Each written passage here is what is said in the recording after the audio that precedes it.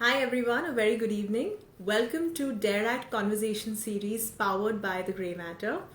Our guest for today is a corporate lawyer turned entrepreneur, Sanjay Krishna. He is co-founder of Worldwise, which is an e-learning platform. Sanjay quit his well-paying corporate job in the middle of pandemic to start something on his own, which is extremely interesting to talk about. So I'm going to now invite Sanjay and hear all about his journey.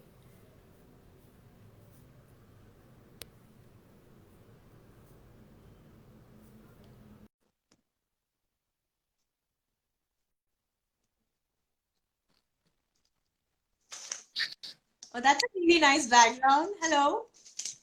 Hi, How are you Shreya. I doing? wasn't sure, but I'm good. I'm good. Thanks so much for having me. I just thought I'd step outside, take in some sun. Yeah, And the weather's really nice here, so I was amazing. like, might as well. So, welcome to Dare Act, Sanjay. We're so thrilled to have you with us today. Thank you so much, Shreya. I think it's great that you guys do it. And most of the people before this have been far more daring than I have, dare I say it. But hopefully, if someone benefits from this journey, more than happy to talk about it. Amazing. So, to begin with, Sanjay, tell us what motivated you to choose law. Right. And this is kind of a funny story because I have no family in the law or anything like that. So it's not like, and I didn't have any pressure from my parents either. But when I was a kid and when I was growing up, all my life I wanted to play sport. But unfortunately, it isn't the easiest thing being a professional sports person in India. And at some point of time, you do become realistic. But one of the things that did stay with me thanks to sport was I was a part of the ESPN sports quiz and a bunch of other sports quizzes as a kid. And through that, I discovered a love of quizzing as an activity. And I had a bunch of friends who were all quizzers, and a lot of them were also debaters. And soon we had this group of friends, and most of them were doing law. And I was like, you know what? This makes sense. This could be cool. And I think that was one big factor. The other big factor was as a kid, I always wanted, like when I saw myself at 50 or whatever, and it sounds kind of stupid, but I always imagined doing something that would change the world. And that was always the vision that I had, that in some way I want to leave a mark on the world in whatever form. And I think that law, at least when I was a kid, seemed like the way I could do that. It seemed like an instrument of social change. And incidentally, entrepreneurship also is that. But that's how the journey into law started, I guess. Wonderful. And so you graduated from NLU Jodhpur. Tell us a bit about your college experience and describe one most rewarding experience that you had in those 5 years. Right. So now you put me in a spot. But for one, I loved my college experience because I think I tried everything under the sun, and I think that's what made college special. So I didn't study too much, full disclosure, while in college, and the benefits of not having too much attendance was that I could attend a million things in college. So there's not one extracurricular that I didn't try, which meant that I debated, I was quizzing a lot, I was playing tennis, I was doing ADR, I was mooting, I wrote papers. Now I did terribly at some of those things, and I did half decently at some of them. But the idea was that I did try everything. And in the process, I also had circles in each of these things because the people who did these things were typically different people.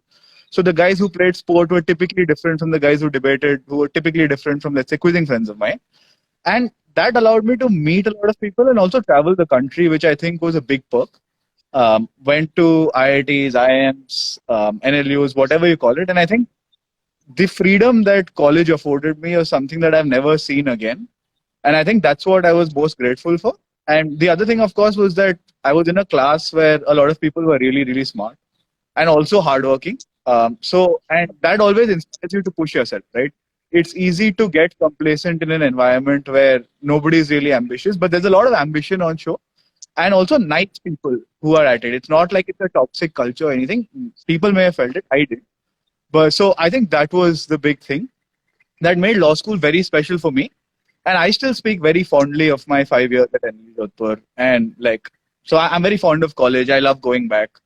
And I've been only once, but otherwise it's something that I love doing. In terms of one experience that I think was the most rewarding in law school, strangely, I think that there was, rather than one experience, there was a 15-day time period that I remember very clearly where I traveled the country doing about 7 different events. where I went to Bhubaneswar, starting in Bhubaneswar to Bangalore to Goa to Bombay and then back to Jodhpur. And in those 15 This days, was a I must college. have met. This was all different events. I was debating in Bhubaneswar. I was doing some ADR in Goa. I was quizzing in Bombay, and I planned like a tour out of this. And I think in the process, I met so many people that, and this was January of 2018, I think, yeah. And I think that month in college, when I was in my fifth year, I had a job. I didn't have too many things to worry about. Was just amazing because I could truly do things that excited me every day, and meet a lot of people and have fun while I'm at it. That's really interesting. That's really interesting how you did all the extracurriculars and you made a trip out of it. I think that's something we all craved for in college, and you made full utilization of it. So great. So post your graduation, you started working in a corporate team at a tier one firm in Bangalore. Tell us, how did that experience shape you professionally and personally? Right. So I think I'm very grateful for my time at Khaitan, and I had a great time working for 2 years in the Bangalore office. For one, because the people there were extremely nice to me. And this is something that I realized when I entered the profession, that most people are absolutely ill equipped and you make loads and loads of mistakes, and everyone makes them because you just haven't been trained well enough. But thankfully, people were super nice to me and guided me through the process. And in the end, they ended up trusting me with work. Once I could do something well, they gave me decent work. And in the process, I think I did a lot of work that a lot of people didn't necessarily get to do. I think I was pushed beyond my limits when I was at the law firm, because the way my team structured, you were thrown into the deep end at the start, but obviously with guidance.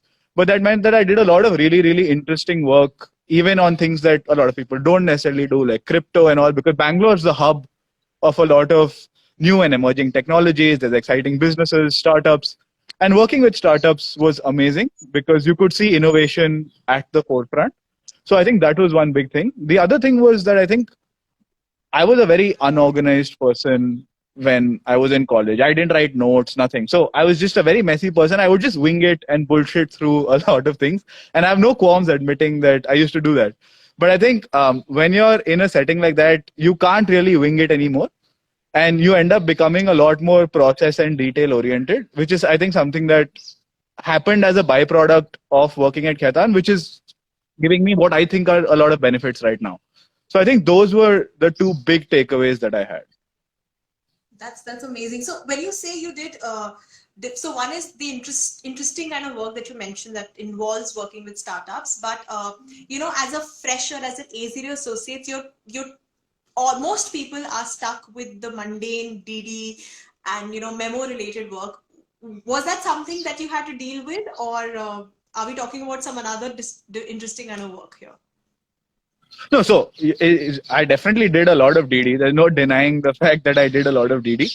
And I wrote memos and all. But the good thing with things like writing memos, etc., was I think I got a lot of interesting work in terms of things that I did while I was there. So there were startups whose businesses were not necessarily FDI compliant, or you could argue that they weren't. I'm not saying that they weren't, but helping them structure their businesses was one of the most interesting challenges that I had, which I got to work on with multiple startups. Similarly, there were startups whose businesses were in the gray from an RBI regulation standpoint, and telling them how they should structure their business or how they should contract out of liability and various kinds of advice that we gave. I think that was particularly exciting for me. So I know a lot of people really love the transactional side of law, but since I was someone who was always more interested in, there's an arbitrage to like beating the law in a sense. Since I was always very interested in that, I think that was something that I enjoyed the most in my 2 years there. That's great. Amazing. And so clearly everything was going great for you and you were thoroughly enjoying the quality of work that was coming your way. Why would you choose to leave a convincing career like that, and that too in the middle of pandemic? And why I ask is because for most people that may sound like a risky decision. Right. And I think it is a risky decision for most people, but there are a few factors that make it less risky for me. And let me be candid about that first. I think the first thing is that I don't think I have like financial liabilities to discharge, which is not true for most people. Like a lot of people have loans, etc., to pay off at home. I'm privileged enough to not have that. So to that extent, I did have a very strong safety net in the sense that my family is extremely supportive.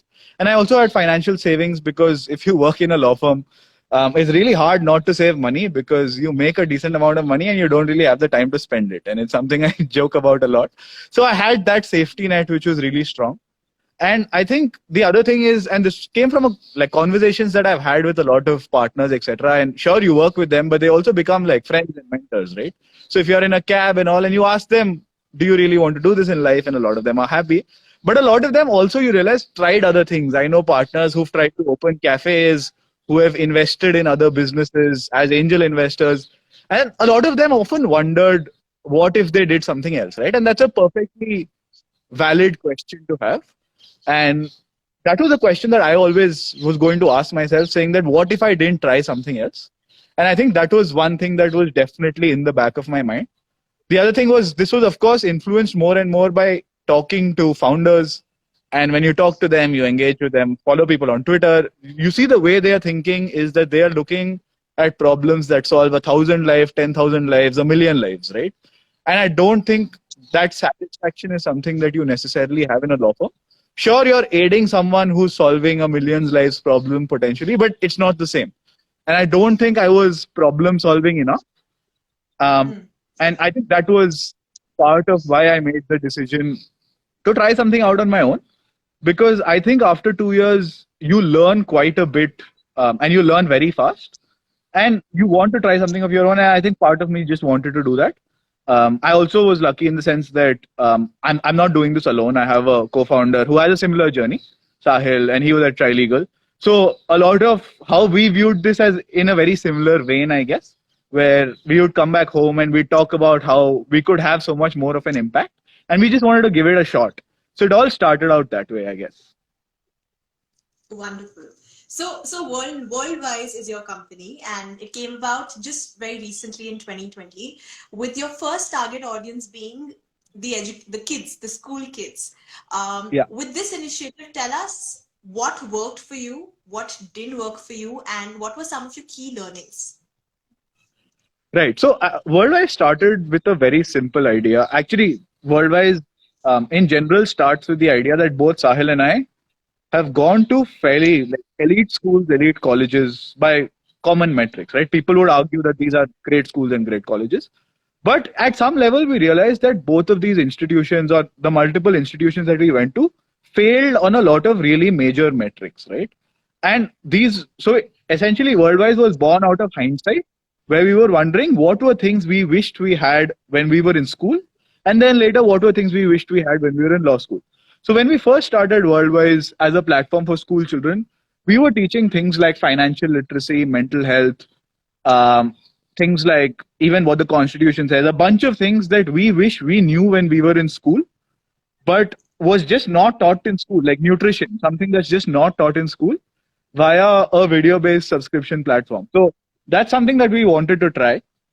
And we partnered with a bunch of experts, and lots of people were kind enough to just help us create content, because you speak to a mental health professional today, they're very passionate about educating a kid, right? So you always found enough good Samaritans. So I think that was one big learning, that a lot of people are willing to give back in the education space.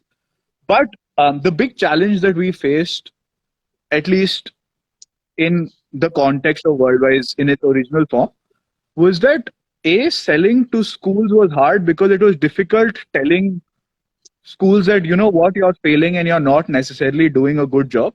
Because in order for us to tell people that they need this, we needed to tell them that the school was failing. And that's not something any school wants to hear. And in the absence of that, it becomes very difficult to get access to a child. The other thing is that in India, a lot of parents are still focused about बच्चे को IIT पार करा दो, CLAT पार करा दो, exam par kara do, and all of this they can figure out later.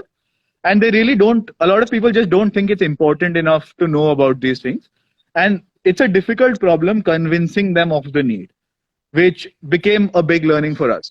So we learned, so these were big learnings in the education space. We also learned a bunch about what keeps kids engaged, etc., which is things that we now apply to when we create content for college students, etc. So we learned that there are certain things that work. Working in group classes, for instance, is a big incentive because kids like to have fun, and you need to make things fun and practical and example oriented in order for it to work. So working with, and when you try and break down a concept to like a 10-year-old or a 15-year-old, you realize that you only truly understand the concept if you can explain it to a 15-year-old.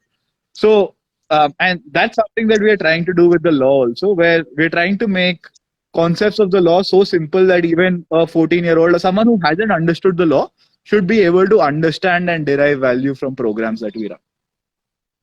Beautiful. So when you say you now work with law students, what exactly is it that Worldwise is providing? Right. So, this started off again as what was something we wished we had in college. And this began because when Sahil and I entered the firm, we realized that we knew next to nothing about most of the things that mattered on the job, right? And I think we learned more in the 6 months of the first 6 months at work than we probably did in the previous 3 years, 4 years of law school combined. And the problem wasn't that we didn't know the law. We could always find the law in terms of just reading the law for the first time. It's not hard to figure out what the law is. The bigger problem is you don't necessarily have the skills in order to do something well. And by skills, we meant that we had studied contract law for like 3 semesters, and I had never looked at a contract in my life. And that's frankly appalling, but that's true for almost every law student in the country. You tell me to draft a contract, I have no idea how to do it. Similarly, when you're diligencing a company, you're effectively looking at labor law, IP, tech, company law. So, sure, you need to have a fundamental understanding of the law, but you also need to learn how diligence works and how you need to write it out. And I think even things like the way we are taught to write is not optimized for the profession, but in law school, it's optimized for academic writing as a whole, which is just a completely different skill set, right? So even if we conceptually understood things, we often didn't know how to apply it or convert it into a meaningful product which is commercially viable. So, and there's a massive skill gap. So it started as us launching programs for this skill gap.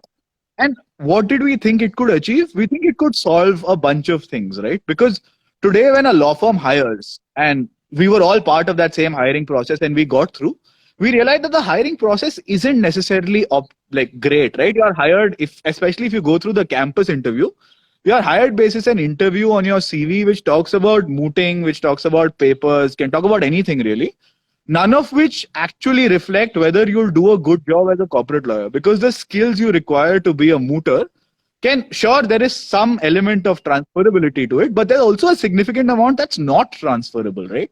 And it's very possible that that subjective judgment call that someone makes in 40 minutes isn't the best. On the other hand, today, if a student comes and they get to work on a transaction firsthand, they see how they do, and they get a report out of it, right? And that's what students who attend our programs get. They work on an actual case study based on real startups, and they simulate the kind of work they would do as an A0, A1, A2 at a law firm. And basis what they do, we send their work to law firms who can then just make a simple, more informed choice. So we're parallelly working with law firms, and we've been lucky because a bunch of law firms have partnered with us because they realize that they also want talented and skilled interns who are now better trained when they join the workforce. So we're now, so it's like a two-sided marketplace of sorts, where we have law firm partners on one end who we help with hiring. On the other hand, we have students who come and join us. They get trained first, and then they end up, if they do well, they get shortlisted for interviews, get internships, and hopefully convert that, right? So I think that's how we are doing it right now. And it's been only early days. It's only been 3 months, but we've got a fairly large amount of traction. So it's doing okay. And in the next 1 or 2 months, we're launching a couple of other programs, and hopefully we'll see how that goes. And so, is there a specific batch that you aim at, or can even a first year student apply for your training? Right. So we don't take first years for a reason. And so we have an application process where we ask students certain questions based on things like even what they've studied, because we realize that it's not fair to put a student through a program which they will not necessarily benefit from or which is not right for this stage of their career. So primarily our audience is students in their second year and beyond up to their fifth year. And we've also had a bunch of graduates who have been, let's say, litigating, who want to make a career shift And this will help them understand what corporate law is like. So we don't accept first years because we tell them that it's not the best thing for them. So even if they want to pay us, we don't want to take that money. So we tell them come back in a year and we can figure something out, because you need a base level of understanding to do well at this cohort or in the boot camp, which is something that we don't want. But after that, from second year onwards, there are enough opportunities at law firms which you will be able to excel at. So from second year onwards, we have students who are joining us. Wonderful. That sounds very interesting, and I'm sure the ones who've done your course would have truly benefited from the skill set experience you may have provided to them. So this is very interesting, and really grateful that someone's really doing something about it in an initiative format that you are.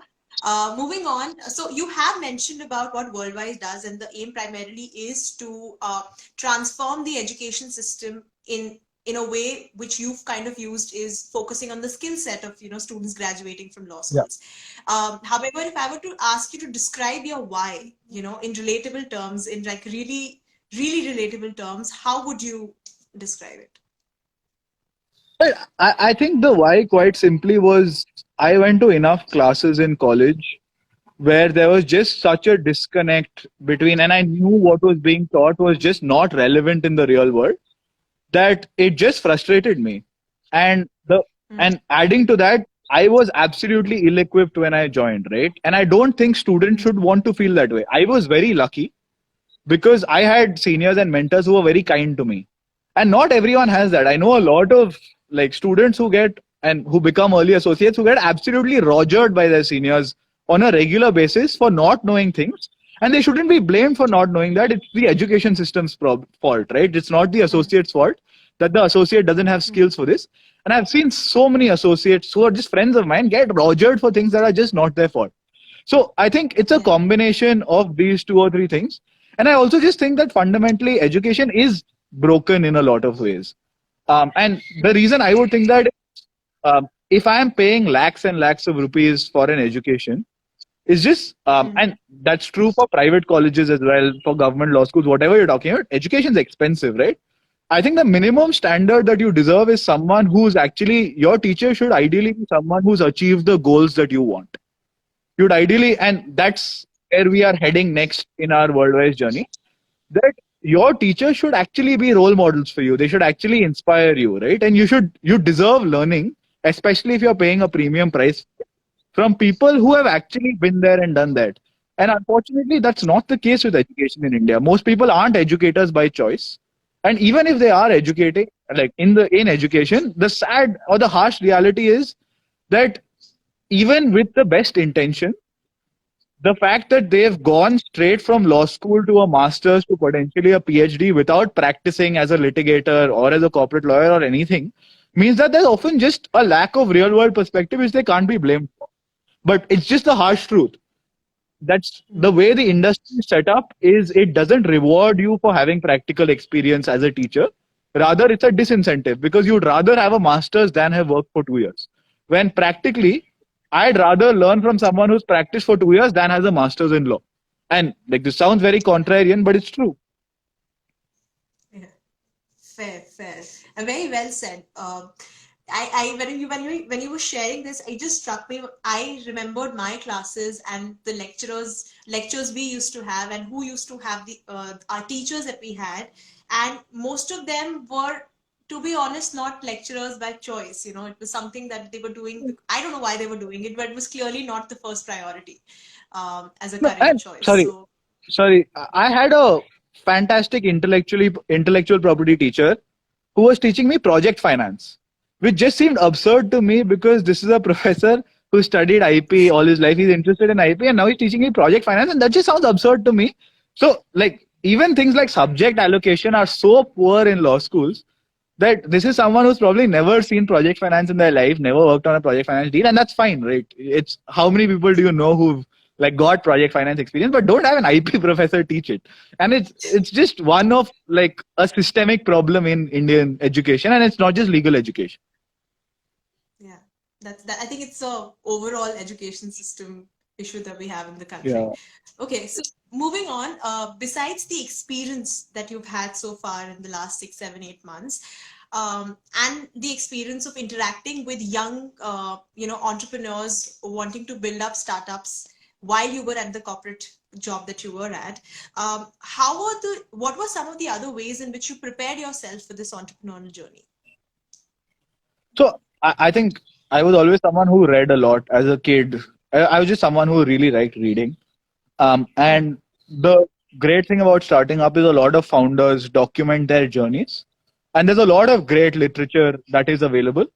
So there's Lean Startup that I read. There's Sam Altman's The Startup Playbook. There's the Y Combinator Startup School, which is a series of lectures on YouTube, which is just absolutely fantastic. And so there are a bunch of these resources that as soon as you venture into tech Twitter or startup Twitter, everyone is talking about, and you very quickly find out what these books are. So at first, that was the first thing that I do. I was just reading a lot, listening to podcasts, and just general content that has been created.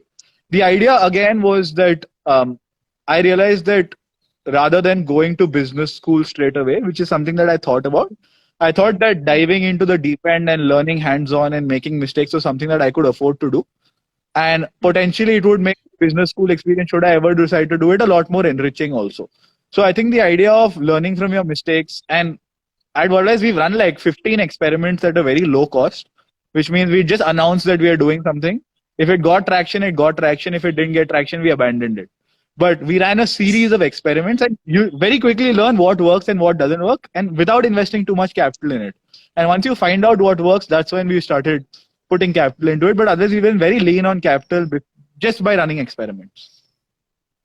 Amazing. So tell me, which book do you like the most, or which author could you relate the most with? So the book that actually got me thinking a lot about this was this book called Range by David Epstein. And it's not about entrepreneurship, rather. His interesting hypothesis is that generalists will survive in an increasingly specialized world. And his argument for that is that, and he takes the examples of even Roger Federer, who's like my personal idol, where he talks about how Federer never started playing tennis till he was like 12 years old. He played tennis, but he was also playing football, he was playing a bunch of other sports, and how playing each of these sports contributed to his success as a tennis player, right? And that's how Range begins. And he talks about how this is true for a lot of other people in careers. And this is true for some of the best lawyers I've seen. Like the senior partners that I know at Khaitan and some of the most brilliant lawyers I've seen are people who have a fantastic knowledge of accountancy, who have a fantastic knowledge of management. Some of the best technology lawyers I know have like an outstanding understanding of technology. And they are not specialists in the sense that they leverage these cross-functional learnings to create this unique experience, right? And I think knowing things that are outside the law had huge value to being like a good lawyer. And that's something that I could see firsthand. And the idea that Range has, and it's something that's influenced me a lot, is that skills that I learned as a lawyer today are transferable into entrepreneurship and can arguably be very helpful because you have a completely unique insight into a lot of problems. And that's true for anyone who, like coders who are going to do marketing. And there are a lot of examples of people who don't necessarily have linear career paths, but they've used the skills that they've learned to create something that's really special. So I think Range was a big part of my thinking. And like my dad gifted me the book when I was in my first year at the firm, saying that you probably want to read this because you're doing something super specialized. And I was like, okay, thanks. Good call. Brilliant, amazing. Thank you for sharing that with us.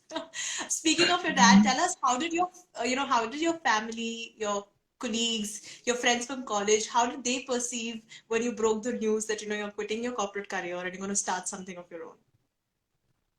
So I think I was lucky because my family's always been very supportive.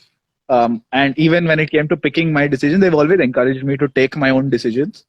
When it comes to picking college, what to do after that, there was never any pressure on me to get a corporate job or any of that. It just kind of happened. And I was just going with the flow. So I think my family has always been super supportive. And so now I'm back home. I'm actually sitting in my garden. So I was like, I'd rather stay at home, spend time with family. I haven't spent time with them for the last 7 years.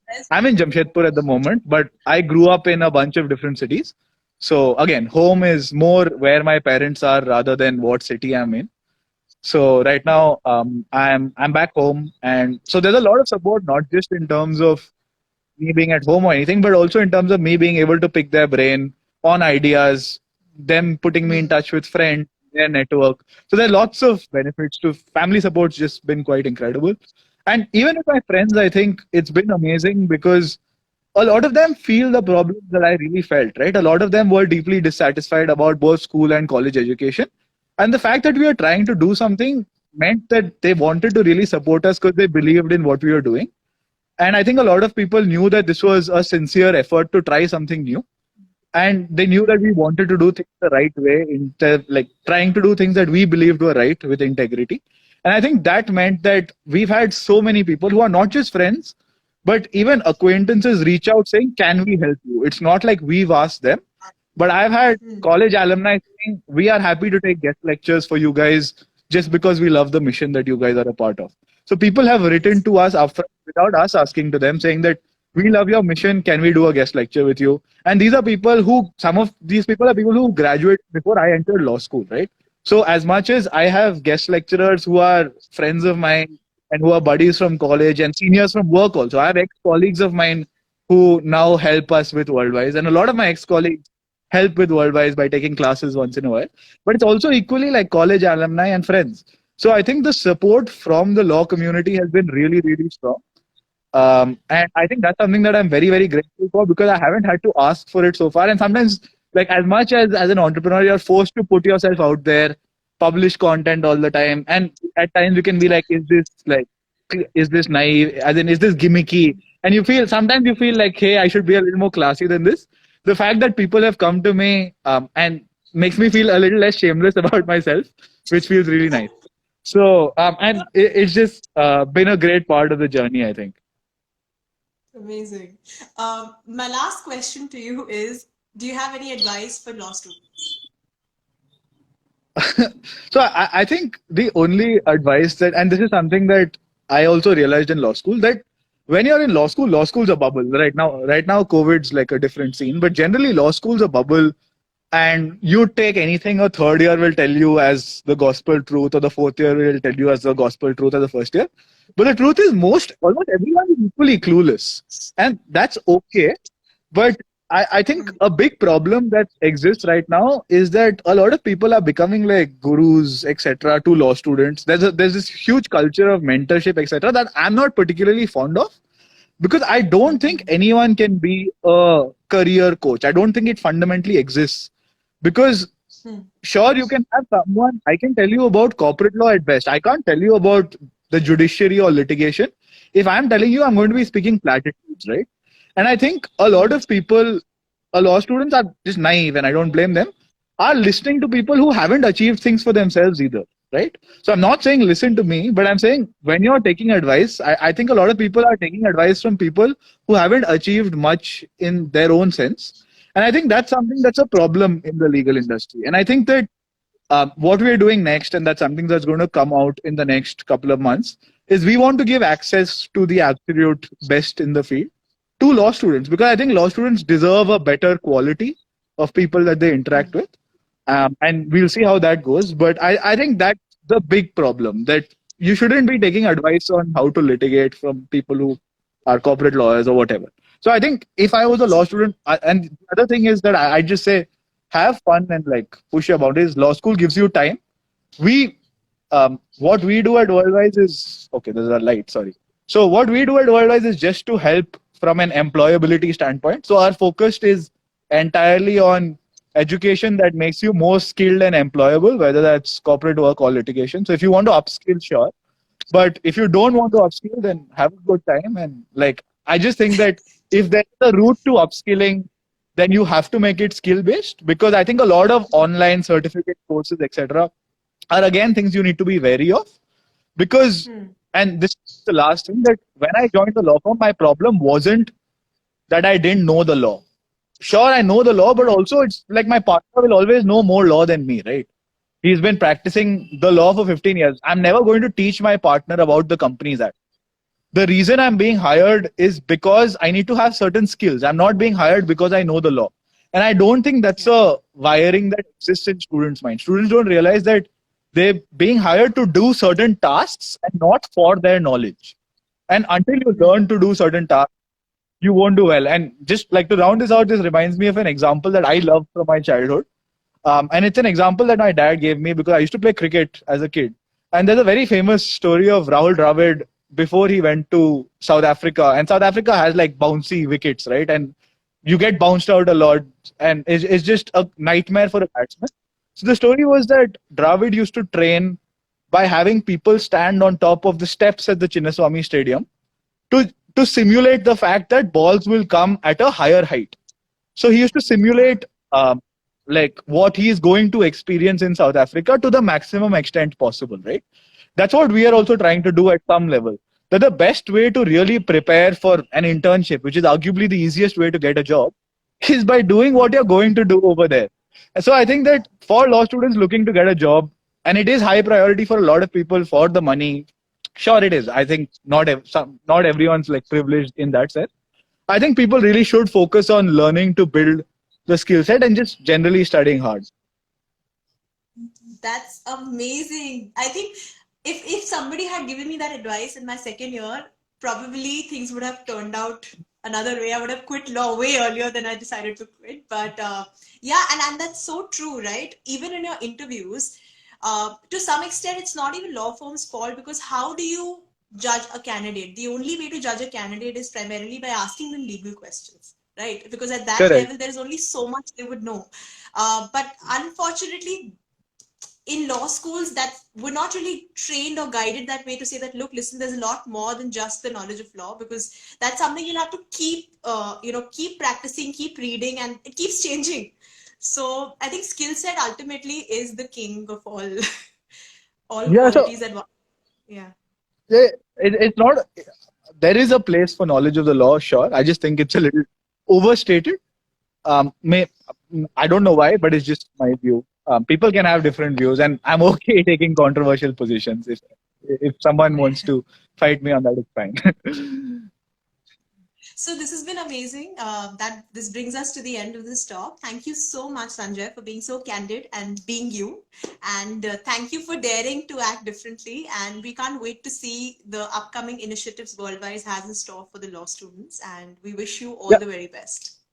Thanks. So just before leaving, I just wanted to thank you guys for what you're doing. I saw a bunch of your videos.